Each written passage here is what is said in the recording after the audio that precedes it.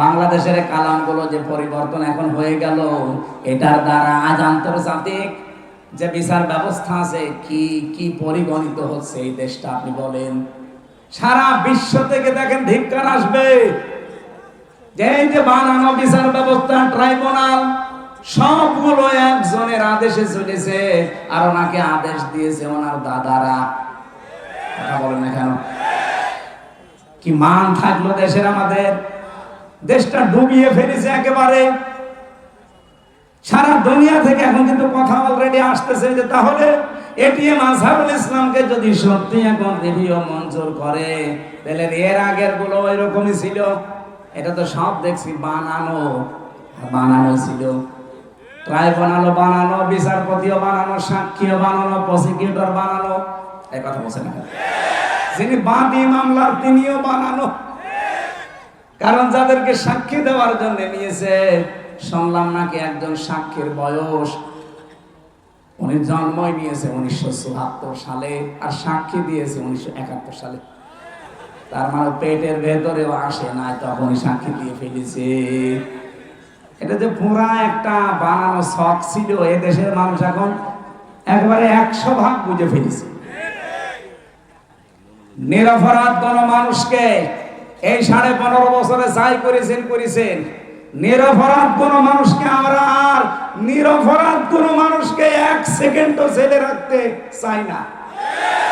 এই জন্য 15.5 বছরে যারা মিথ্যা মামলার আসামি, যারা মিথ্যা সাক্ষীর জন্য জীবনটা শেষ করে দিল, আমরা চাই কোনো বিচার করার দরকার নেই।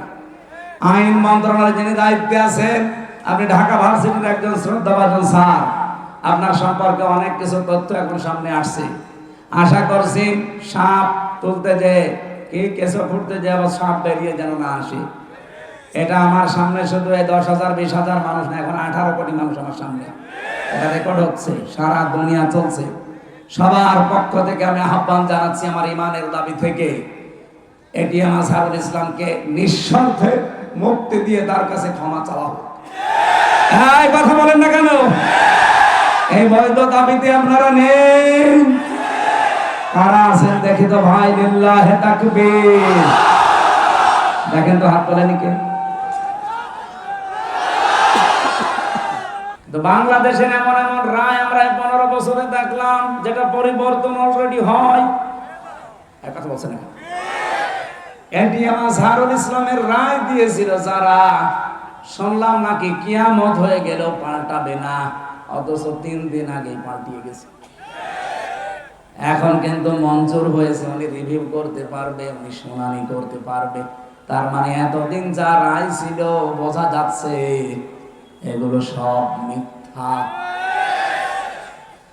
আমার মনে হয় এই সালাউদ্দিন কাদের চৌধুরী, মাওলানা মতিউর রহমান নিজামী, এই মানুষগুলো যদি এখন বেঁচে থাকতেন, আর যদি আগস্টের 5 তারিখের পরে যে পরিবর্তন দেখতে পাচ্ছি, ওনাদেরটা এখন খারিজ হয়ে যেত, এখন আবার ওনাদের জামিন মঞ্জুর করানো যেত। হ্যাঁ, কিছু বদনসিব মানুষ আছে যাদের ভাগ্য খারাপ, এই মানুষগুলো এখন আরম্ভ করেছে 25 তারিখের পর থেকে যে না, ওনার সাজা হয়ে গেছে, ওনার মঞ্জুর করা ঠিক হয়নি। সাজা হয়ে গেলে যদি তার এটা আপিল ডিভিশনে মঞ্জুর করা ঠিক না হয়, তারেক জিয়া সাহেবের 9 বছর সাজা হয়েছিল, তার স্ত্রীর 3 বছর সাজা হয়েছিল। এই কথা বলছেন না? খালেদা জিয়ার 6 বছর সাজা হয়েছিল। কেন তাদেরকে সাজা থেকে মুক্ত করে মুক্ত জীবনে তাদেরকে ফিরিয়ে দেওয়া হবে? ওনাদের মামলা ইনাদের মামলা, সাজা তো সবারই এক। আপনি কেন পক্ষপাতিত্ব করেন? এই কথা যদি কেউ বলে, আল্লাহর অভিশাপ তার উপরে, তার বিবেক বুদ্ধি সব মারা গেছে। সালাউদ্দিন কাদের চৌধুরী চট্টগ্রামের, উনি বেঁচে থাকলে এখন মুক্ত জীবনে ফিরে আসতে পারতেন। আমার যতটুকু বাস্তবতায় ধারণা, হাসিনার আমলে 15.5 বছরে যারাই মিথ্যা মামলা, মিথ্যা সাক্ষীর কারণে জীবন নষ্ট হয়েছে, কোনো বিচার লাগবে না, কোনো রায় লাগবে না, সব ছেড়ে দেওয়া লাগবে। কিসের বিচার? ও তো সব বানিয়ে বিচার করেছিল। নয়তো খালেদা জিয়ার নামে যে মামলা দিয়েছে, আপনি বলেন তো, এতিমের টাকা আত্মসাৎ করা মামলা, এই টাকা আরো 6 ডবল বৃদ্ধি হয়েছে, তারও তার নোবেল দেওয়া দরকার, আর তারে আরো 6 বছর জেলে দিয়েছে। এগুলো কেন দিয়েছে? এক কাপড়ে তারে বাড়ি থেকে বের করে তারে 6 বছর জেলে, এমনকি এই কঠিন অবস্থায় তারে ফেলে রাখা ট্রাক দিয়ে বাড়ির সামনে, সবগুলো হাসিনার শুধু রাগের বহিঃপ্রকাশ। ও কিন্তু অলরেডি বলেও ফেলেছে যে আমি ওই বাড়ি থেকে খালেদাকে তাড়িয়ে দেব, একবার নিয়ত করেছিলাম, সেই নিয়ত উনি দেখালেন।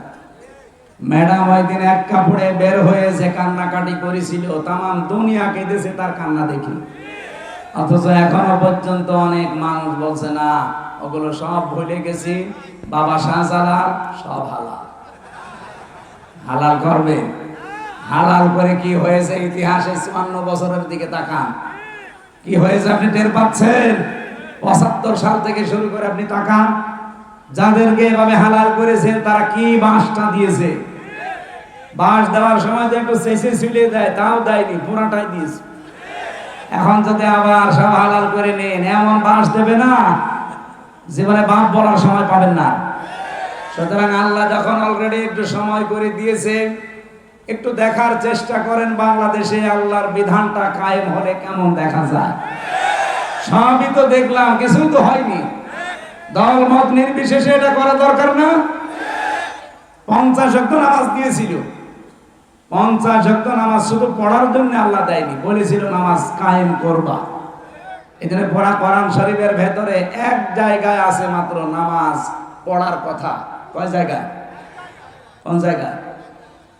ফাসাল্লি লি রাব্বিকা, ফাসাল্লি লি পর্যন্ত ঠিক আছে। বাংলাদেশ বহু মানুষ নামাজ পড়ে, কি করে? হয়তো লোক দেখানোর জন্য, ভোট পাওয়ার জন্য, অথবা মানুষ যেন বলে যে না লোকটা নামাজি, এই জন্যে কথা বলে না কেন? কিন্তু এর পরের শব্দ কি? ফাসাল্লি লি রাব্বিকা। শুধু নামাজ পড়লেও হবে না, রবের জন্য পড়া লাগবে।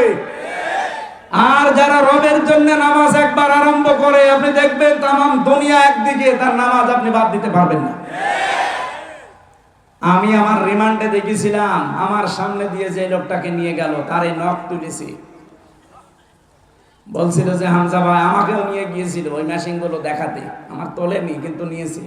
ডিএম আমাকেও দেখিয়েছি, এরকম একটা চেয়ারে বসিয়ে দেয়, হাতের সাথে পায়ের সাথে বেল লাগিয়ে দেয়, গলার সাথে একটা ক্লিপ লাগিয়ে দেয়, মাথায় একটা কালো কাপড় দিয়ে একটা শর্ট একটা সুইচ টিপ দেয়, এক টিপে 120 বার ধরে। টের পাচ্ছেন 120 বার 1 মিনিটে? 1 সেকেন্ডে কয়বার হয় চিন্তা করতে পারেন আপনি? ঘুরে দেখান তো।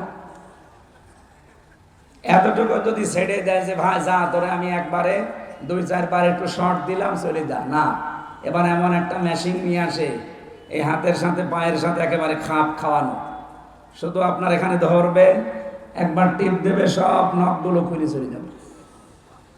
আর নখ খুলে গেলেই ফিনকি দিয়ে রক্ত বের হয়। আপনি নখ খুলে দেখেন কি রক্ত বের হয়। রক্ত যেই ফিনকি দিয়ে বের হবে, তখন পাতলা মিহি যে লবণ, এটা ছিটিয়ে দেয়। বলতেই যদি আমার এমন লাগে, আমি নিজে ফেস করে আসলাম, কত বড় কঠিন ছিল বলেন তো। আপনি তো নিজেকে কোনোদিন আয়না ঘরের সামনে দাঁড় করান, যে ব্যারিস্টার আরমান 8 বছর ছিল ওই ঘরটায়, এদিকে 3.5 হাত, এদিকে 1.5 হাত, সামনে টয়লেট দেওয়া, যার কোনো দরজা নেই, কোনো দেওয়াল নেই, ওদের সামনে বসে টয়লেট করা লাগবে। আমি নিজে করেছি। জেলখানায় তো তাও অন্তত 1-1.5 হাত টয়লেটের দরজা দেওয়া আছে, আর ওখানে কোনো দরজা নেই, আবার পার সাথে চেন বাঁধা থাকে। আপনি কতক্ষণ থাকতে পারবেন এইভাবে? 2 দিন, 5 দিন, 7 দিন। ওটা লোক 8 বছর কাটিয়েছে, 10 বছর কাটিয়েছে আমার আজমি ভাই। এখনো পর্যন্ত অনেকে জালেমের সাফাই গায় আর বলে না, এটিএম আজহারুল সাজাপ্রাপ্ত মানুষ, ওনারে মামলায় জামিন দেওয়া হবে কেন? ওরা জবাই করা দরকার। শয়তান হাসিনার আবার মামলা কিসের? ও তো যা করেছে সব রাগে পড়ে ওর বাবার ওই হত্যার প্রতিশোধ নেওয়ার জন্য। ওর বাবার নাম শুনলে আজ পর্যন্ত কোন মানুষ কথা বলেছে যে শহীদ বঙ্গবন্ধু? না, আমি পাইনি। কিন্তু আপনাদের বগুড়ার সন্তান শহীদ জিয়া, নাম শুনলে মানুষ আগে শহীদ বলে। কেন? এমনি এই শব্দটা তো খেলাচোরা জিনিস না যে যাত্রার নামের সাথে লাগিয়ে দেবেন। শহীদ হওয়া কত বড় দামি জিনিস আল্লাহর কাছে জানেন? শহীদরা মরে গেছে কথা বলা নিষেধ, শহীদরা মরে গেছে ধারণা করাও নিষেধ। কত দামি শব্দ! এই জন্য আমরা শহীদ বঙ্গবন্ধু আজ পর্যন্ত কারো মুখে শুনি না, কেউ বলেও না। হ্যাঁ, এতটুকু বলে যে ওনারে ওইভাবে মারা ঠিক হয়নি, ওনারে টুকরো টুকরো করার দরকার ছিল। কিন্তু শহীদ জিয়ার নাম শুনলে আপনি বলেন, নাম শুনলে একে মানুষ শহীদ বলে। উনি যে কাজটা করে দিয়েছিলেন আরাফাতের ময়দানে, ওনার জীবনে কি কবুল হবে না হবে আমি জানি না, তবে এই কাজটা আমার মনে হয় আল্লাহর ভালো লেগেছে। লক্ষ লক্ষ মানুষ সেখানে যে ছায়ায় আশ্রয় পায়, আমি নিজেও সে আশ্রয় ছিলাম ছায়ায়। মন থেকে এমনি দোয়া আসে, আল্লাহ এই ছায়াটা যিনি দিলেন তৈরি করে, তার মাথার উপর তোমার কুদরতের ছায়া তুমি দিয়ে দিও। আরাফাতের ময়দানে হাসির দোয়া আল্লাহ ফেরত দেয় না, কবুল হয়। লক্ষ লক্ষ হাসিরা এই দোয়া করে শুধু ওই নিম গাছের জন্য, কবুল হবে না? আমিও মন থেকে লোকটার জন্য শ্রদ্ধা এবং সম্মান নিয়ে দোয়া করি, আল্লাহ যেন শহীদ জিয়াকে শহীদ হিসাবে কবুল করে এবং তাকে যেন মাফ করে দেন। বলেন আমিন। এই জিয়া পরিবারটা আপনারা জানেন একটা মাজলুম পরিবার। তার একটা ছেলেকে মেরে ফেলেছে, বউটাকে জেলে রেখেছিল, একটা ছেলে তো বাইরে। কত বড় কঠিন পরিস্থিতি পার করলো। অথচ এই দলের ভেতরে এখন বাম আর রাম দুই গ্রুপ হয়ে একটা অলরেডি দাদা বাবুদের সাথে বাবা শাহজালাল সব হালাল করার চেষ্টায় আছে। তার একটা গ্রুপ যেটা ডানপন্থী, এত কঠোর, কোন ভারত না কোন পাকিস্তান না, এই দেশ চলবে আমাদের নিজেদের ভোটে। আর আমরা এইটা চাই। এদেশের মাতব্বরে কোনো ভারত না, কোনো চীন না, কোনো পাকিস্তান না, কোনো সৌদি আরব না, এখানে চলবে আমাদের মন। যেহেতু ৯৬% মুসলমান এখানে আমরা বাস করি, আমরা আল্লাহর গোলাম পরিচয় দেই, সুতরাং আমরা আল্লাহর বিধান এখানে চাই। এ ব্যাপারে কারো যদি দ্বিমত থাকে হাত তোলেন, তোলেন।